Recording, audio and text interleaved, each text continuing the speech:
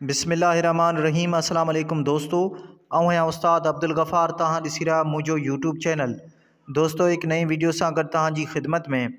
दोस्तों अॼु सबक़ ॿियो पढ़ंदासीं दर्जे 7 मां, जंहिंजो उनवान आहे पाण सॻोरन सल्लल्लाहु अलैहि वाला आलिही व असहाबिही वसल्लम जिन वटि इल्म जी अहमियत। तहां दोस्तनि खे गुज़ारिश आहे जेकॾहिं चैनल ते नवां आहियो चैनल खे सब्सक्राइब, वीडियो खे लाइक शेयर ऐं पंहिंजी क़ीमती राय खां ज़रूरु आगाह कंदा। हलूं था सबक़ खे पढ़ण जी तरफ़। सबक़ ॿियो पाण सॻोरन सल्लल्लाहु अलैहि वाला आलिही व असहाबिही वसल्लम जिन वटि इल्म जी अहमियत।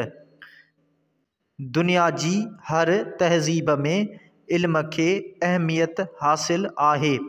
इल्म इंसान खे सही इंसान बणाए थो। इल्म सां इंसान बामक़सद ज़िंदगी गुज़ारे थो। इल्म इंसान ऐं हैवान में फ़र्क़ु ज़ाहिर करे थो।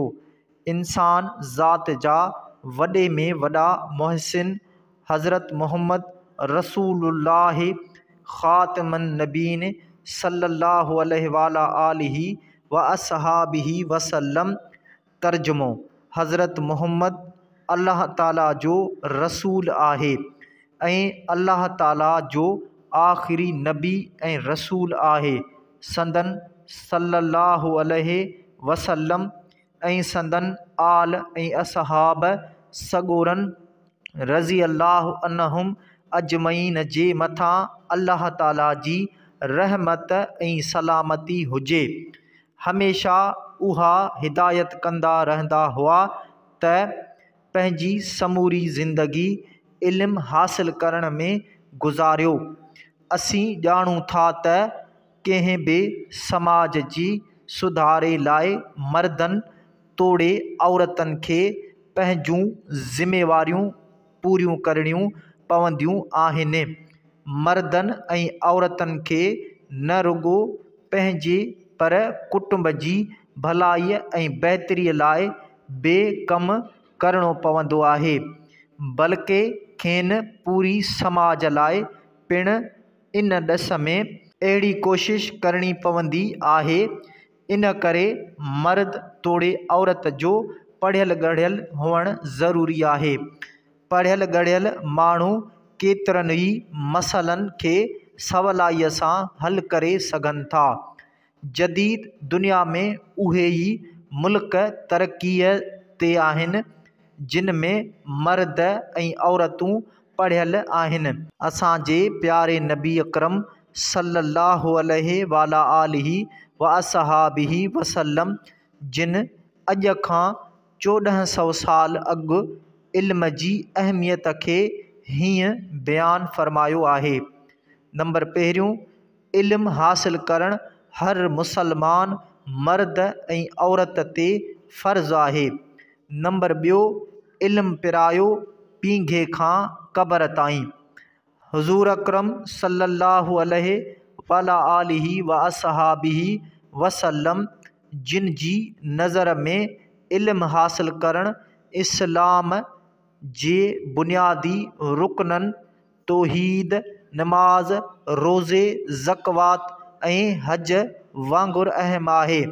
इल्म हासिल करण सां केतिरा ई दीनी ऐं दुनवी फ़ाइदा हासिल थियनि था।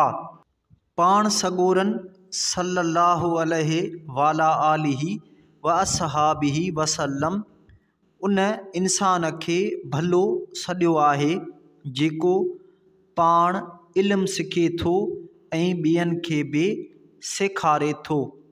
पाण सॻोरन सल्लल्लाहु अलैहि वाला आलिही व असहाबिही वसल्लम जिन इल्म हासिल करण लाइ ताक़ीद कंदे हीअं बि फ़रमायो आहे त इल्म पिरायो उन लाइ अव्हां खे चीन छो न वञिणो पवे।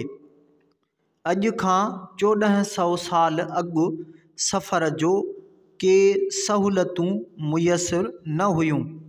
उन ज़माने में अहिड़ी ताक़ीद करण मां उहो साबित थिए थो त इंसान ज़ात जी सुधारे ऐं तरक़ीअ जो अहम ज़रियो फ़क़ति इल्मु ई आहे।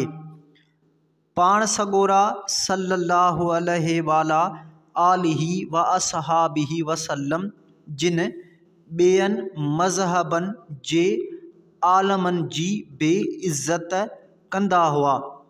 बदर जी जंग में जॾहिं मके जा मुशरिक जंगी क़ैदी थी आया त उन्हनि मां पढ़ियल क़ैदियुनि खे फ़रमायाऊं त अव्हां मां जेको क़ैदी 10 मुसलमाननि खे लिखणु पढ़णु सेखारींदो उनखे आज़ादु कयो वेंदो। हज़ूर अकरम सल्लल्लाहु अलैहि वाला आलिही व असहाबिही वसल्लम जिन इंसान ज़ात जा सभ खां वॾा मुअल्लिम आहिनि। संदन फ़रमान आहे त आऊं इल्म जो शहर आहियां ऐं अली करमल्लाहु वजहू उन जो दरवाज़ो आहे। बीबी आयशा रज़ी अल्लाह अन्हा खां रिवायत आहे त पाण सॻोरनि सल्लल्लाहु अलैहि वाला आलिही व असहाबिही वसल्लम जिन जी सॼी हयाती इंसान ज़ात खे इल्मु सेखारींदे गुज़री उहो ई सबबु आहे जो इंसानी ज़िंदगीअ जे हर शोबे बाबति पाण सॻोरनि सल्लल्लाहु अलैहि वाला आलिही व असहाबिही वसल्लम जिन जूं हिदायतूं ऐं इरशाद मौजूदु आहिनि। असांखे जुगाए त ॿिन्ही जहाननि जे सरदार हज़रत मुहम्मद रसूलुल्लाह ख़ातिमुन नबीयीन सल्लल्लाहु अलैहि वाला आलिही व असहाबिही वसल्लम जिन जी ॾिनल तइलीम ते अमल करियूं इल्मु हासिलु करण में पंहिंजी हयाती गुज़ारियूं ऐं इल्मु सिखी पंहिंजे वतन खे तरक़ी वठायूं। सच त इल्मु इंसान जी टीं अखि आहे। हिननि ॿिनि अखियुनि सां त असीं ॾिसूं वाइसूं था पर इल्म जी अखि असांखे सच ऐं कूड़ सुठे ऐं ख़राब नेकीअ ऐं बदीअ हक़ ऐं नाहक़ जी परख ऐं सुञाणप कराए थी। इल्मु इंसान खे पाण सुञाणण सां गॾु पंहिंजे रब खे सुञाणण सां गॾु पंहिंजे रब खे सुञाणण जी बि साञा ॾिए थो।